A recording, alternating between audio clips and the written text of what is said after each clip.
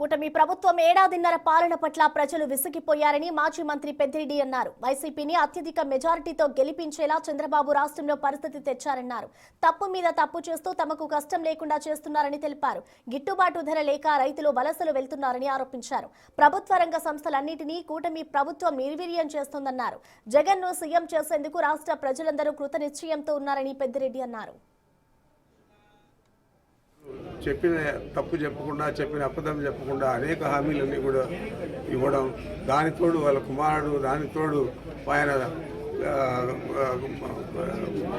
మంత్రిమండలిలో ముఖ్యమంత్రి, ఉప ముఖ్యమంత్రిగా ఉన్న పవన్ కళ్యాణ్, వీళ్ళందరూ కూడా అబద్ధాలన్నీ చెప్పి మోసాలన్నీ చేసి రాష్ట్ర ప్రజలందరినీ కూడా మోసగించి ఓట్లు వేసుకొని అధికారంలోకి వచ్చారు.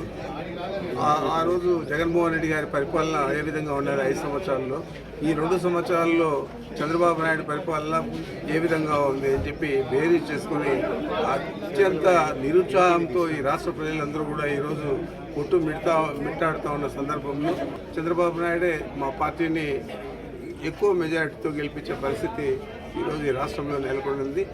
వారి అబద్ధాల కోటరీకి అందరికీ కూడా నేను ఈ ధన్యవాదాలు తెలుపుతాను. ఎందుకంటే మీరు మాకు కష్టం లేకుండా కాంగ్రెస్ పార్టీ, వైఎస్ఆర్ కాంగ్రెస్ పార్టీని అధికారంలోకి తీసుకొచ్చేదానికి నిరంతరం మీరు కృషి చేస్తూ ఉన్నారు. తప్పు మీద తప్పు చేస్తూ ఉన్నారు. చెప్పిన హామీలన్నీ కూడా ఏది కూడా నెరవేర్చలేదు. పేదలందరూ కూడా నిరాశ నిస్పృహల్లో ఉన్నారు. ఈ రాష్ట్రంలో రైతులు కానీ, మహిళలు కానీ ఎవరు కూడా గిట్టుబాటు ధర లేక రైతులంతా కూడా దివాలా తీసేది కాదు. ఊర్లు వదిలి ఇక్కడ పని చేసుకుంటే నామోషిగా ఉంటుందని చెప్పి ఇతర రాష్ట్రాలకు వెళ్ళి అక్కడ కూలీ పనులు చేస్తూ ఉన్నారు పెద్ద పెద్ద రైతులందరూ. మరి ఇలాంటి పరిస్థితుల్లో ఈ రాష్ట్రాన్ని కాపాడాల్సిన బాధ్యత ఆయన జగన్మోహన్ రెడ్డి గారి భుజ